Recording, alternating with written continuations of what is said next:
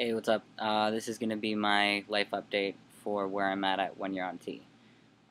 I'm just going to talk about like what's going on in my life right now. I got a MacBook Pro. A lot's happened over the last several months since I've been able to update. I did end up going to that homeless shelter called the Hack, and I was there for 2.5 to 3 months, and my time limit was up there shortly after I found out that I had been approved for disability. I found a puppy sitter for Dilly, and I went to Indiana to stay with my amazing and lovely friend Peach and her family. I was there for 3 weeks while I waited for my first 2 checks to come. My mom flew back in from the Bahamas, where she lives, and I flew back down, or I took the Greyhound back down from Indiana. I told her over the past, I don't know, year or so that I really wanted to get a MacBook because yeah, hang on. Speak of the devil, my mother was in the shower and needed her body wash that we just bought last night. So she put some money in my account, and I got a MacBook Pro. This is the first time that I'm seeing some real stuff come from the past 4 years of struggle that I've gone through.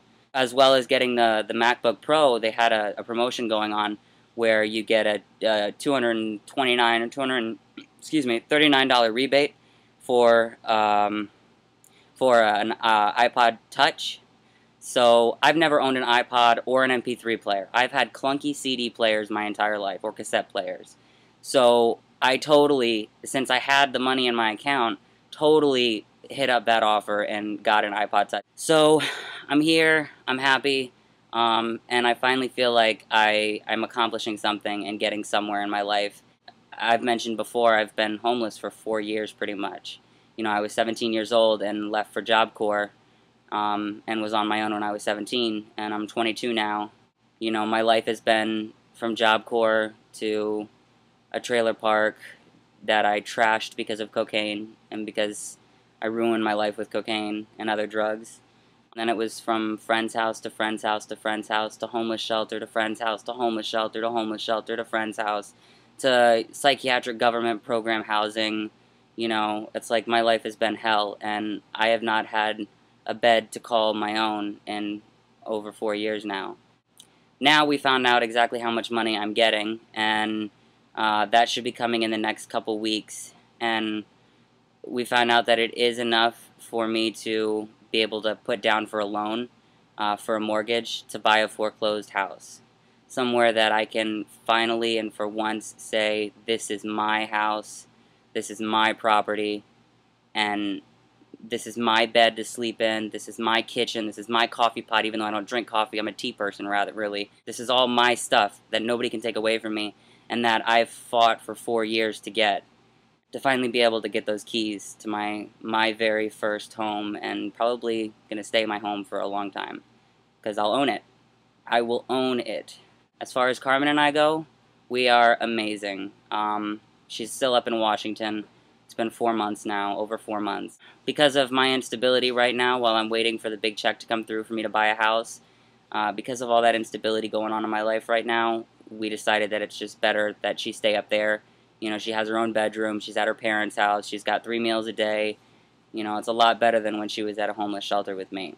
You know, she lived a really good life her entire life, and then, you know, she loved me enough and so much that she went to a homeless shelter with me, you know.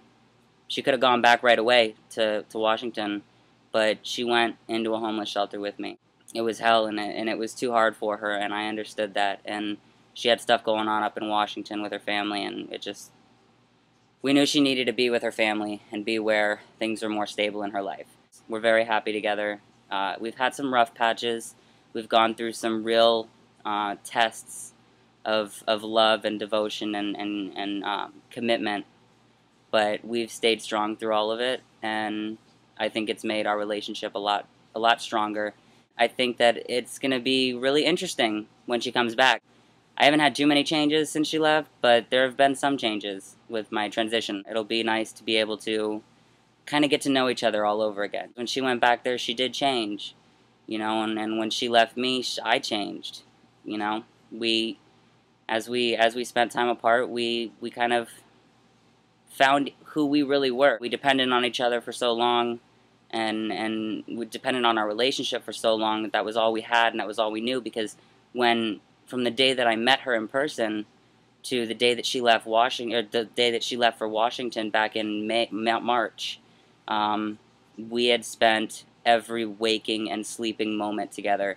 We probably spent a total of less than 48 hours away from each other in the entire time that we were together, which was 4 months. And I know that 4 months doesn't seem like a lot to a lot of people, but, you know, when you spend all of that time together nonstop and, like, live with that person nonstop from the very first day you meet them, and you go through being homeless in the dead of winter in Washington and sleeping on random friends' couches, to coming back here and going through hell, coming completely across the country 4 days on a Greyhound just to be with the one you love, leaving all of your friends and family, everything you ever knew, leaving it all behind in Washington so that she could come back here and start a life with me and love me. You know, I couldn't ask for anything better than that. And she's amazing, and I love her so much, and I'm so happy to have her. So we're doing well, and she'll be home soon. Once I buy my house, then I'm going to send for her. Dilly's doing wonderful. She's actually sleeping. I'll turn the computer on so you can see her. Let's see. Dilly. Hey, baby. I don't know if you can see her, but that's Dilly. She got a lot bigger. She got a lot bigger, and she's the sweetest dog. You know, the reason that I've lived at so many friends' houses and gone through everything that I've gone through over these last 4 years has a lot to do with my bipolar and the fact that I just like to get up and leave and run away from my problems and start over in a new state or, you know, a new city, whatever. Start with a new group of friends and a new life. Having Dilly has kept me a little bit stable. You know, I can't just get up and run because I have to find a dog sitter. There were so many times where I called my mom crying, like bawling, saying, I want to leave. I just want to get up and leave and go somewhere and just run away. And my mom said, what are you going to do with Dilly? And that is what kept me in the shelter, and that is what kept me here through the process of getting the court stuff taken care of. So Dilly is definitely my lifesaver. She's my best friend, and I love her so much. Okay, so my computer cut off. It stopped recording, but that was really all I wanted to mention about my my life update. Not much else is going on. I mean, a lot's going on, but that's all I can really comfortably say on here. So I hope that y'all are doing well, and you'll be seeing a lot more videos from me. By the way, it's really fucking awesome how, you know, I haven't posted a video in like 4 months, but still every day I'm getting new subscribers.